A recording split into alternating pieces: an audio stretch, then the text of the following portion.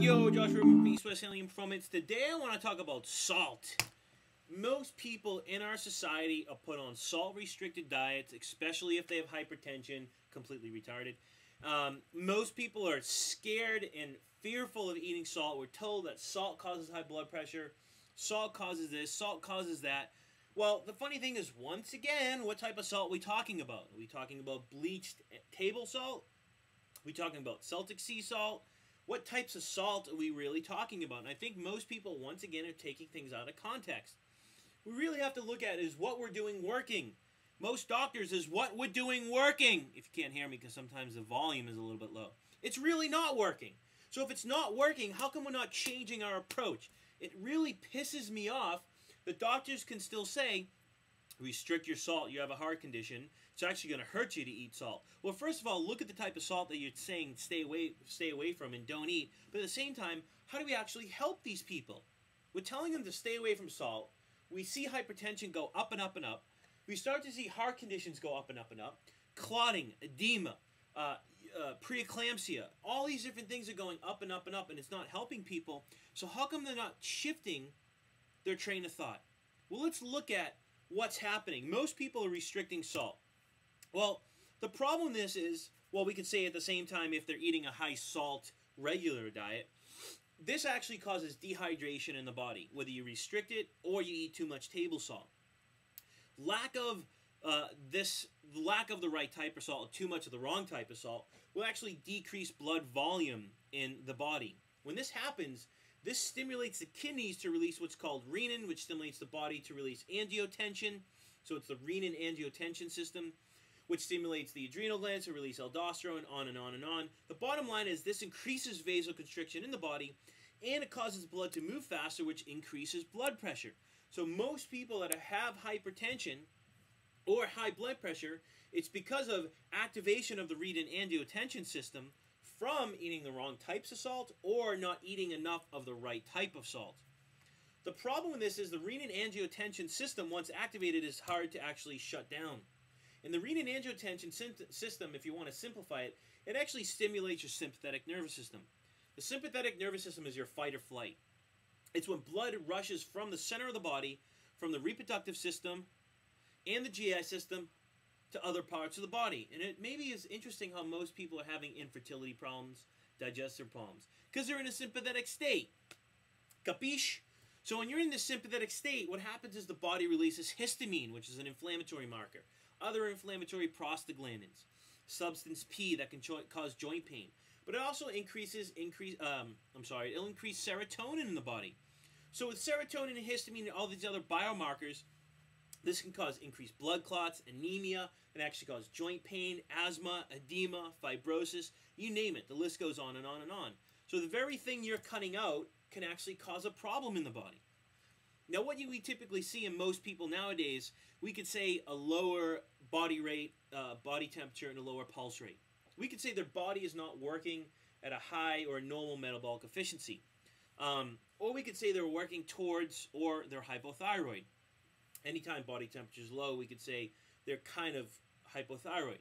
Now, typically in hypothyroid people, or people with low body temperatures and low pulses, like most athletes, you typically see sodium, or Na, is typically low, secondary to the increased estrogen in the body. Now, estrogen actually increases when the body's stressed because adrenaline, cortisol, break down muscle tissue, raise blood sugar, and estrogen is actually released to bring blood sugar down. Well, estrogen will actually lower body temperature, and it pushes a protein called albumin out of the blood and water out of the blood and into the tissues. And this is where you get edema. So, the funny thing is, most people that are on a salt-restricted diet are actually making this worse and creating more edema and causing more water and more albumin to be pushed out of the blood into the tissues, creating swelling.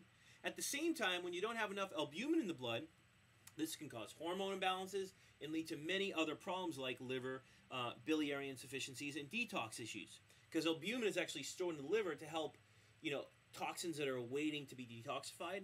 It actually holds on to them so they don't become so toxic to the liver. So when the albumin's actually low, it can overload the liver, or the toxins can overload the liver and create a plethora of problems. The heart, the joints, GI system, on and on and on. Now, another problem with increased serotonin in the body. Now, we talk about serotonin, and everyone says, well, we need serotonin.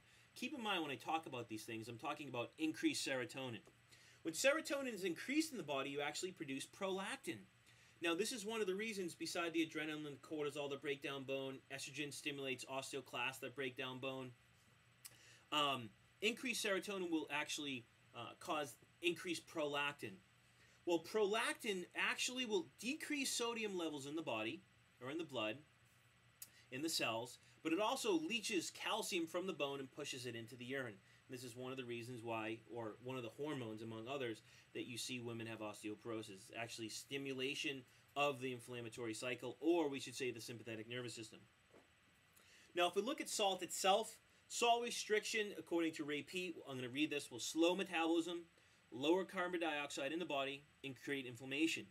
So if we flip that around, we can actually say that salt, or eating the right types of salt, can stimulate metabolism, is very thermogenic, is pro-thyroid, increases CO2 production in the body, which actually downregulates serotonin and protects against inflammation. So that's kind of interesting. And he talks about how most animals, so CO2 production regulates serotonin in the body. Well, CO2 is where it should be, serotonin is regulated where it should be. Anytime CO2 drops, you'll actually see increased serotonin levels. And this is what happens in animals when they hibernate, or most Americans walking around basically living in hibernation. Their CO2 levels drop, increased serotonin goes up, causes calcium to enter, excess calcium to enter the cells, which causes increased muscle contraction, tension, and it actually kills the cells and completely stresses them out. The interesting thing about CO2, or carbon dioxide, it allows the cells to remove calcium and allows sodium to go in. So we have the right amounts of O2 in the body and the right amounts of carbon dioxide.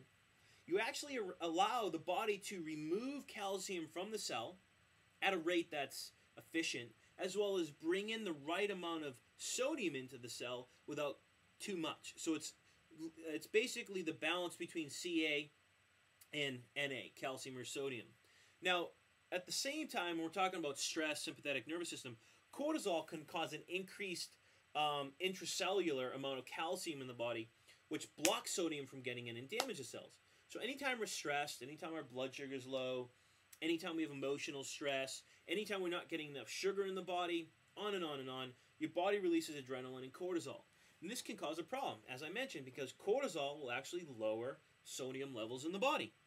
It will lead to hypothyroidism, lead to edema, lead to liver problems, lead to osteoporosis. I mean, you name it, it's endless. So I think the point of doing this video without yelling is, I think I've already yelled, is to educate you on the benefits of salt. Not that salt is dangerous. Now, if we're talking table salt, yeah, it's dangerous. But if we're talking, you know, there's many levels of salt, we should say. Like a lot of people eating Celtic sea salts and Himalayan sea salts.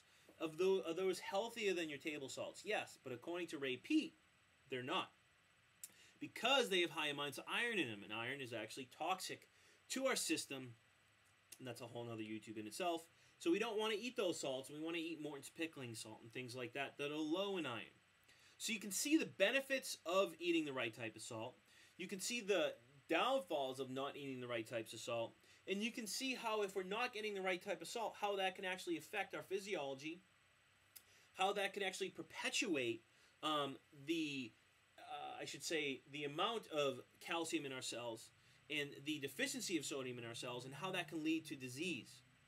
So one of the best ways, and keep in mind there's many pieces to the healing puzzle, one of the best ways to reduce edema, create hydration in the body, downregulate cortisol, increase progesterone, cause a thermogenic effect to the body and stimulate the thyroid, is to increase the amount of salt that you're putting into your diet.